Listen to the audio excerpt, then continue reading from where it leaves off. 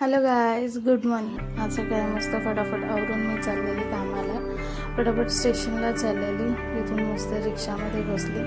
रिक्षामध्ये बसल्यानंतर बाप रे बाप, काय गरमी होती आत्ता. लिटरली मला अशा घामाच्या धारा वाहत होत्या. तिथून ऑफिसला पोचली. तिथे बघते तर काय, तिथे पण लाईटचा इश्यू चालू होता आणि तिथे पण लाईट नव्हती. मी गेल्याच्या खूप वेळानंतर लाईट आली. सो तिथे गरमीने अक्षरशः मरायला झालं होतं मला. मग दुपारचं सगळं काम वगैरे आवरून निघाली घरी यायला. मस्त असा सनसेट एन्जॉय केला. त्यानंतर आली स्टेशनला. आता हा नवीन ब्रिज चालू केला आणि तिथून ट्रेन बघायला एवढं छान वाटत ना, खरंच मस्त वाटतं.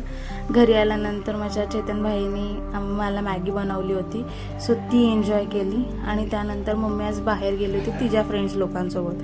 सो मग जेवणाची जी पण जबाबदारी होती माझ्यावरती होती. मग पटापट असं जेवण बनवलं.